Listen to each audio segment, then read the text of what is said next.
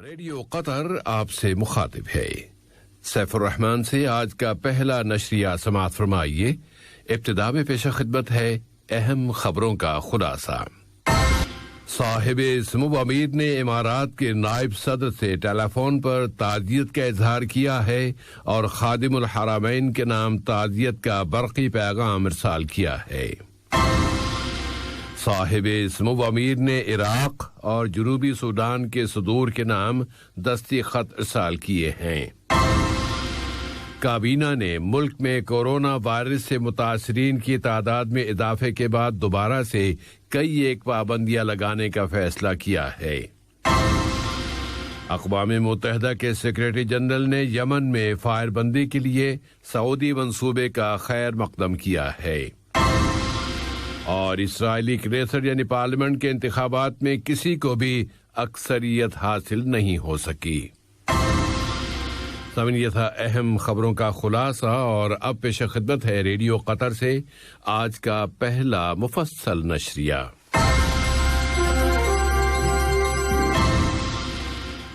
بسم اللہ الرحمن الرحیم۔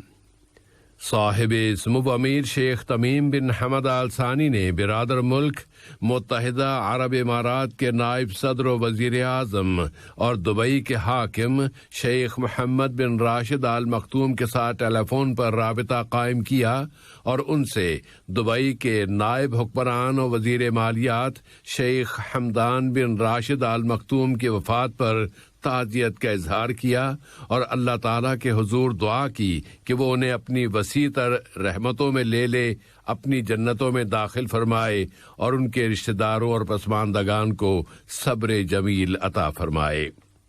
ٹیلی فون کے اس رابطے سے قبل صاحب سمو امیر نے برادر ملک متحدہ عرب امارات کے نائب صدر اور دبئی کے حاکم کے نام تعزیت کا برقی پیغام بھی ارسال کیا تھا۔ اسی طرح نائب امیر شیخ عبداللہ بن حمد آل ثانی نے بھی شیخ محمد بن راشد آل مختوم کے نام تعزیت کا برقی پیغام ارسال کیا ہے۔ صاحب سمو امیر شیخ تمیم بن حمد آل ثانی نے برادر ملک سعودی عرب کے بادشاہ خادم الحرمین شاہ سلمان ابن عبدالعزیز آل سعود کے نام شہزادہ بدر بن فہد بن سعود الکبیر آل سعود کی وفات پر تعزیت کا برقی پیغام ارسال کیا۔ نائب امیر شیخ عبداللہ بن حمد آل ثانی نے بھی خادم الحرمین کے نام تعزیت کا برقی پیغام روانہ کیا ہے۔ اسی طرح وزیر اعظم و وزیر داخلہ شیخ خالد بن خلیفہ بن عبدالعزیز آل ثانی نے بھی خادم الحرمین کے نام تعزیت کا برقی پیغام ارسال کیا ہے۔ صاحب سمو امیر شیخ تمیم بن حمد آل ثانی نے جمہوریہ جنوبی سوڈان کے صدر سلوا کیر میاردیت کے نام ایک دستی خط ارسال کیا۔ یہ خط دونوں ملکوں کے باہمی تعلقات اور انہیں فروغ دینے کے وسائل سے متعلق ہے۔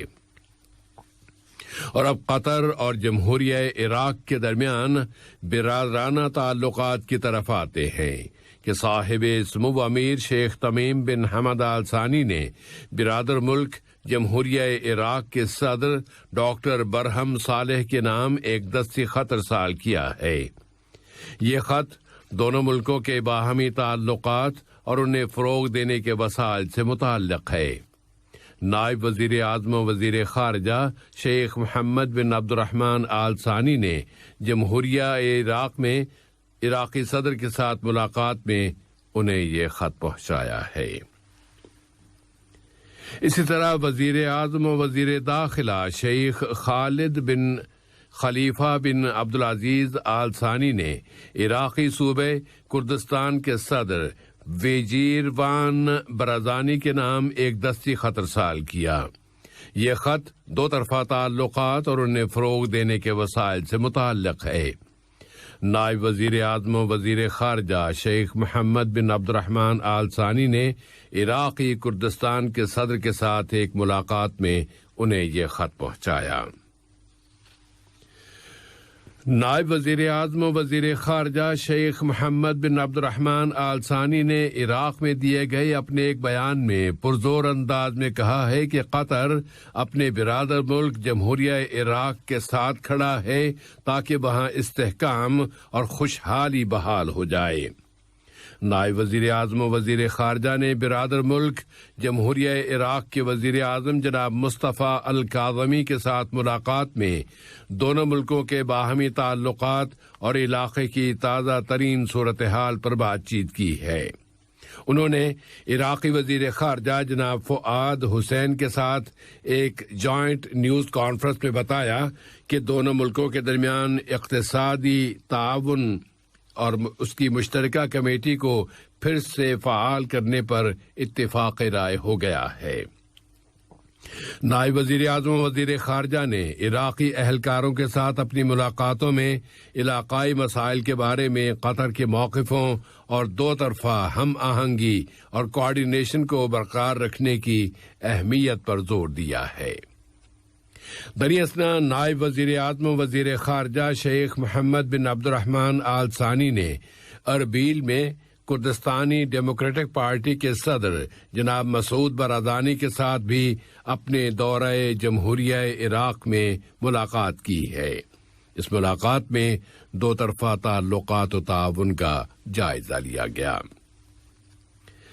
اب بغداد سے واپس دوحہ آتے ہیں اور یہاں نائب وزیر اعظم و وزیر مملکت برائے امور دفاع ڈاکٹر خالد بن محمد راتیہ سے برادر ملک جمہوریہ عراق کے وزیر دفاع جناب جمعہ عناد نے ملاقات کی ہے۔ وہ ان دنوں ملک کا دورہ کر رہے ہیں اور کل کی اس ملاقات میں دونوں برادر ملکوں کے درمیان فوجی تعلقات اور انہیں فروغ دینے کے وسائل پر بات چیت کی گئی۔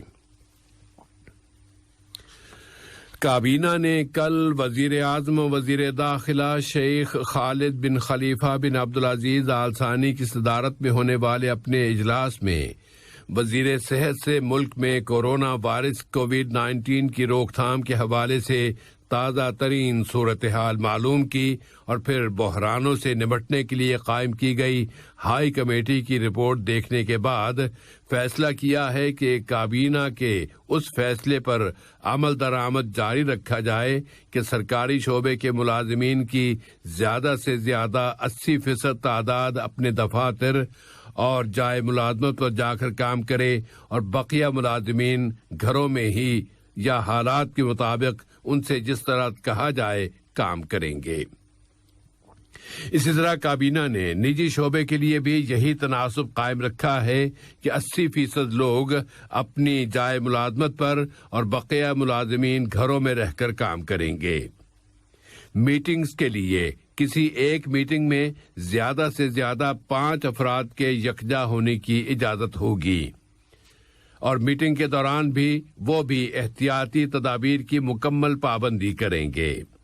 اسی طرح یہ فیصلہ بھی کیا گیا ہے کہ تمام شہری اور یہاں مقیم تمام باشندے جب بھی اپنے گھروں سے باہر نکلیں تو وہ فیس ماسک کا استعمال ضرور کریں، الا یہ کہ کوئی شخص تنہا ڈرائیونگ کر رہا ہو یا وہ اپنی فیملی کے ساتھ ہو، اور تمام شہریوں اور تمام مقیم باشندوں کے لیے لازمی ہے کہ وہ اپنے اسمارٹ فون پر احتراز ڈاؤن لوڈ کر لیں۔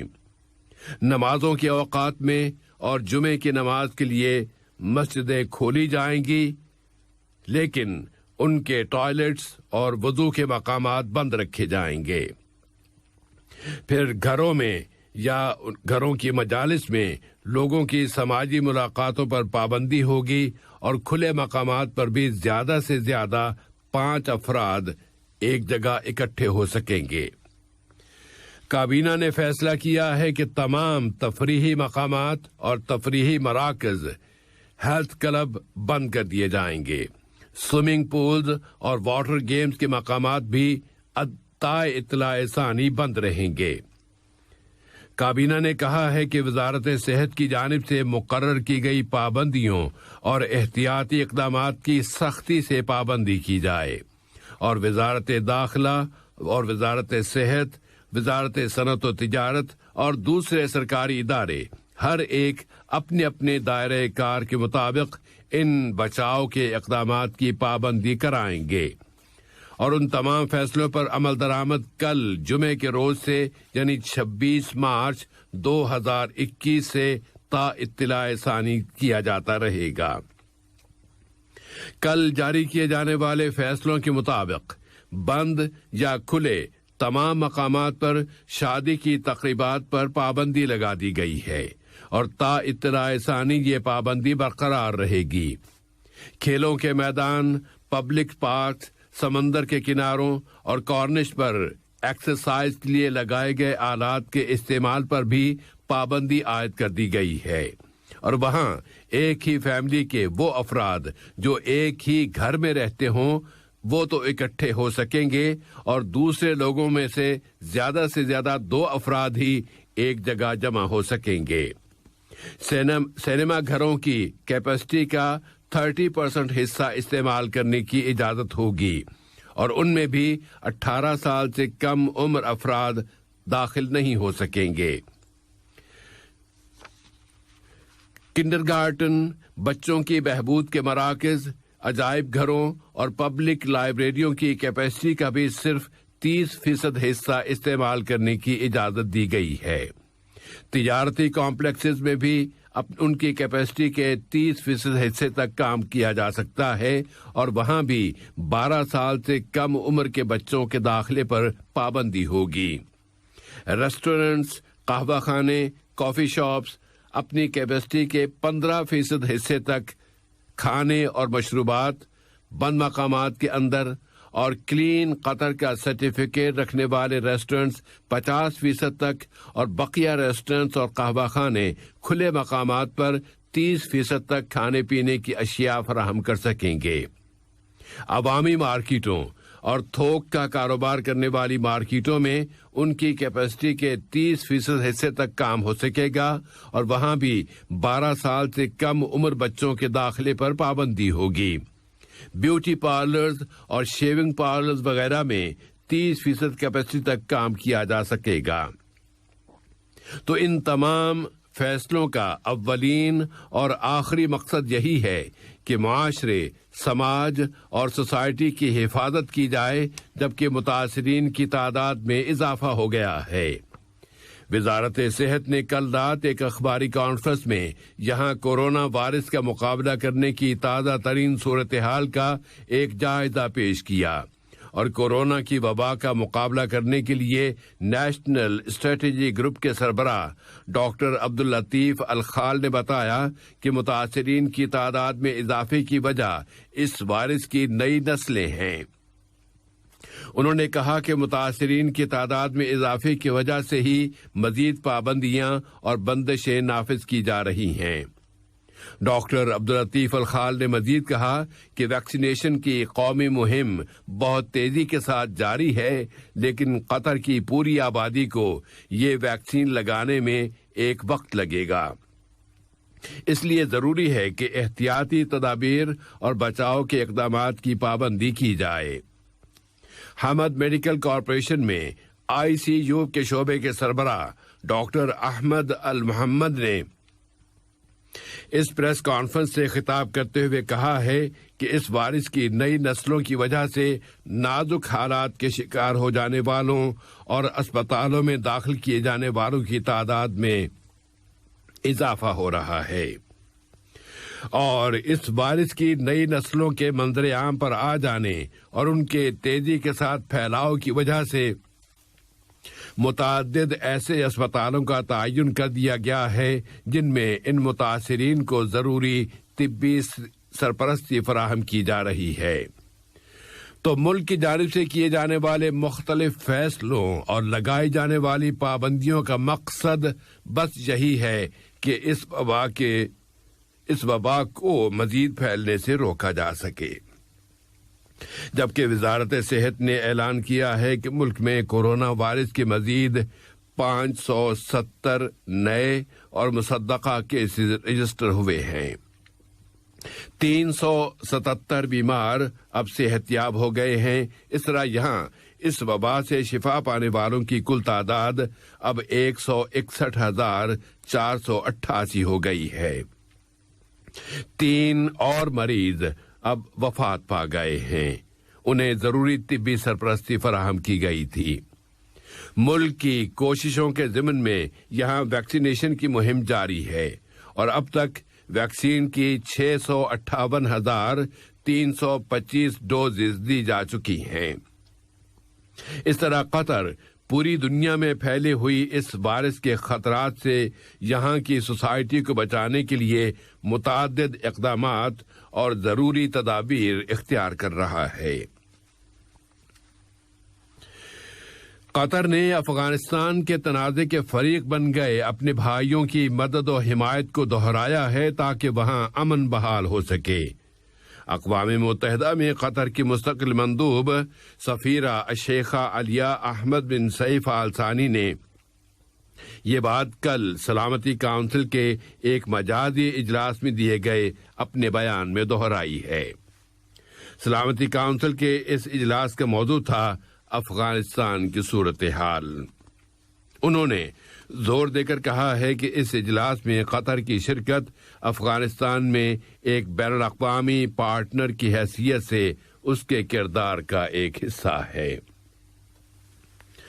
یونائیٹڈ کنگڈم میں قطر کے سفیر جناب یوسف بن علی الخاطر نے قطر سے متعلق وہاں کی تمام پارٹیوں کے مشترکہ پارلیمانی گروپ کے نئے صدر سر ڈیوڈ ایمس کے ساتھ ملاقات کی ہے۔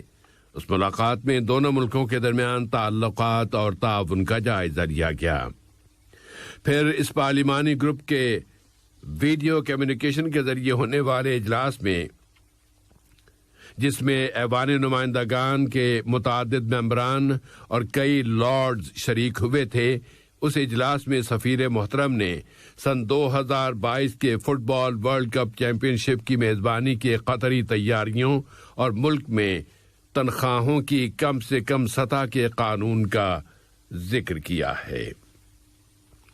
اور اب دوسرے علاقائی اور عالمی مسائل و موضوعات کی طرف آتے ہیں، اور ابتدا یمن سے۔ اقوام متحدہ کے سیکرٹری جنرل نے یمن میں فائر بندی کے لیے سعودی منصوبے کا خیر مقدم کیا ہے، اور اس بحران کے دونوں فریقوں نے کہا ہے کہ وہ اس موقع سے فائدہ اٹھائیں، ایندھن سے بھرے بحری جہازوں کو الحدیدہ کی بندرگاہ میں داخل ہونے کی فوری اجازت دے دیں اور اندرون ملک اس ایندھن کی تقسیم کے راستے میں آڑے آنے والی رکاوٹوں کو ختم کر دیں۔ یمن کی حکومت اس سے قبل انسانی وجوہات کی بنا پر تیل کی مختلف اقسام کے ملک میں داخلے کی اجازت دے چکی ہے۔ اسرائیل میں ہونے والے عام انتخابات کے غیر سرکاری نتائج کے مطابق موجودہ وزیر اعظم بنیامین نتنیاہو کے اکثریت حاصل کرنے کے امکانات مزید کم ہو گئے ہیں، اور متحدہ عربی گروپ 5 سیٹیں حاصل کرنے کے بعد انتخابی رکاوٹ پار کرنے میں کامیاب ہو گیا ہے۔ اس طرح اب وہاں کی کنیسٹ یعنی پارلیمنٹ میں عربوں کے پاس 11 سیٹیں آ گئی ہیں۔ لیکوڈ پارٹی اور اس کے اتحادیوں کو 52 سیٹیں ملی ہیں، اور اگر دائیں بازو کی پارٹی بھی ان کے ساتھ مل جاتی ہے تو پھر ان کی سیٹیں 59 ہو جائیں گی۔ دوسری جانب نتنیاہو کے مخالف دھڑے نے 61 سیٹیں حاصل کی ہیں، جن میں عربی متحدہ اور مشترکہ دونوں گروپوں کی سیٹیں شامل ہیں۔ اور آج کے اس نشریے کی آخری خبر یہ ہے کہ بحریہ اوقیانوس کے پاس اتحادوں کو دوبارہ سے زندہ کرنے کے ایک اقدام کے طور پر امریکی صدر جو بائیڈن آج جمعرات کے روز شروع ہونے والے 2 روزہ مجازی یورپی اجلاس میں شرکت کریں گے۔ یورپی یونین کے ممبران 27 ملکوں کے رہنما اس کانفرنس میں شریک ہو رہے ہیں۔ آج کا یہ نشریہ ختم ہونے سے قبل اہم خبروں کا خلاصہ ایک مرتبہ پھر۔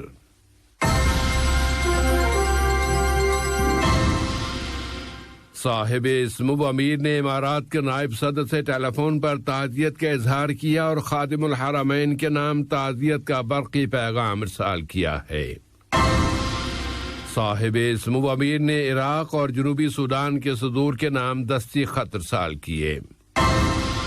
کابینہ نے ملک میں کورونا وائرس سے متاثرین کی تعداد میں اضافے کے بعد دوبارہ سے کئی ایک پابندیاں لگانے کا فیصلہ کیا ہے۔ اقوام متحدہ کے سیکرٹری جنرل نے یمن میں فائر بندی کے لیے سعودی منصوبے کا خیر مقدم کیا ہے، اور اسرائیلی کریسٹ یعنی پارلیمنٹ میں ان عام انتخابات میں کسی کو بھی اکثریت حاصل نہیں ہو سکی۔ ریڈیو قطر سے آج کا پہلا نشریہ اپنے اختتام کو پہنچا، اور آج کا دوسرا نشریہ رات 7:30 بجے پیش کیا جائے گا انشاءاللہ۔ السلام علیکم دوستوں، میں ہوں شیخ نور۔ مجھے امید ہے کہ ویڈیو آپ کو انفارمیٹو لگی ہوگی۔ اسی طرح قطر اپڈیٹ آتے رہنے کے لیے میرے یوٹیوب چینل گپ ship with Sheikh Noor YouTube channel کو سبسکرائب کیجیے، اور اس ویڈیو کو لائک، کمنٹ اور شیئر ضرور کیجیے۔ Thank you.